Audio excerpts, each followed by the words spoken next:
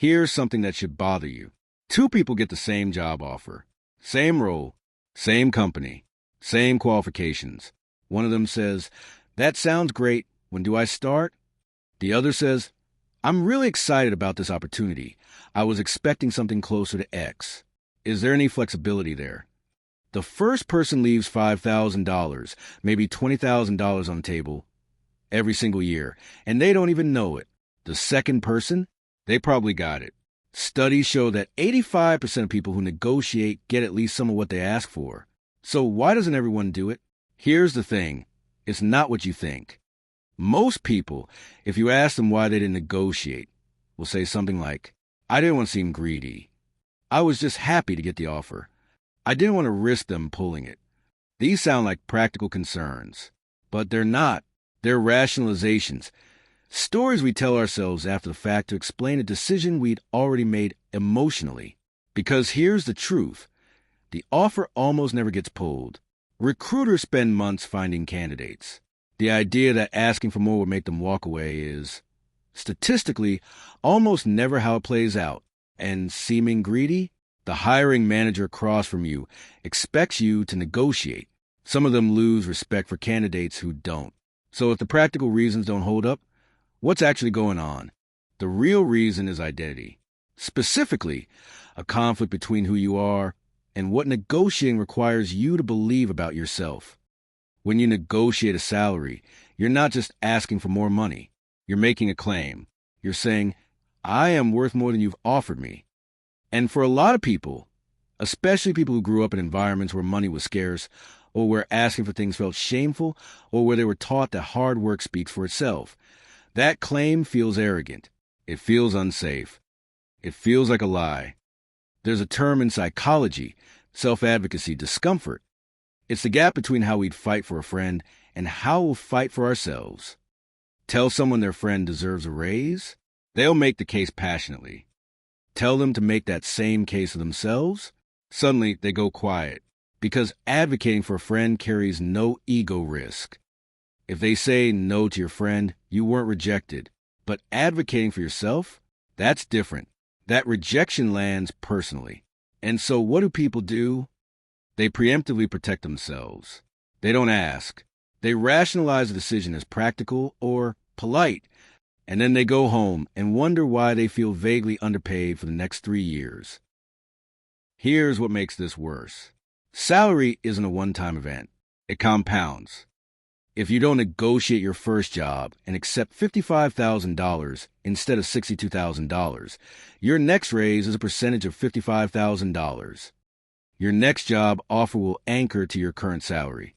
Every bonus, every stock grant, every contribution to your retirement account, all of it is downstream of that first number.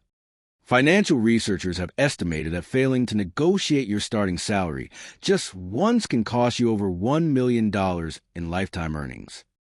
One conversation. 15 uncomfortable minutes. The money you leave on the table today doesn't just disappear. It multiplies invisibly for decades. So here's the reframe I want to offer you. Negotiating your salary is not about greed. It's not about being difficult.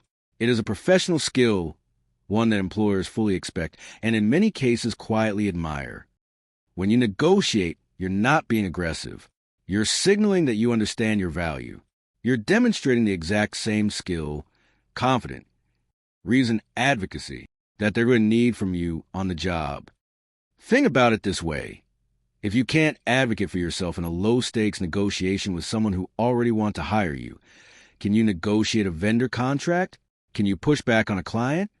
Can you fight for your team's budget? The person who walks in and says, "I was hoping for something closer to X," isn't being presumptuous. They're showing you exactly who they are. And the good news? This is a skill.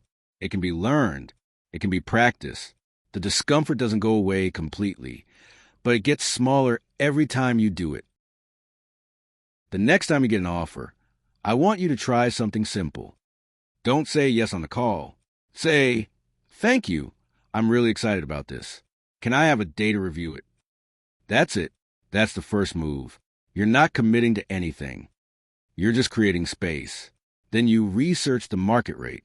You decide what you actually want, and you send one email, calm, warm, and direct. I'm very excited to join the team. Based on my research and experience, I was expecting something closer to X. Is there any flexibility there? That's the whole script. Most people will never send it. Not because they don't know how, but because they haven't decided yet that they're worth it. Decide that first. The words are easy after. You've just seen what most people will never understand about money, while others keep chasing quick wins. You now know why lottery winners still end up broke. Why impulse buying is engineered to trap you. Why the middle class stays stuck without even realizing it. And how a scarcity mindset can quietly destroy your future before it even begins. This isn't just information. It's a shift in how you see the world. Because once you understand the psychology behind money, you stop playing the game and start controlling it. If this changed the way you think, even a little, don't keep it to yourself. Subscribe, like this video, and share it with someone who needs to wake up. Because the difference between staying stuck and building real wealth is awareness. I'll see you in the next one.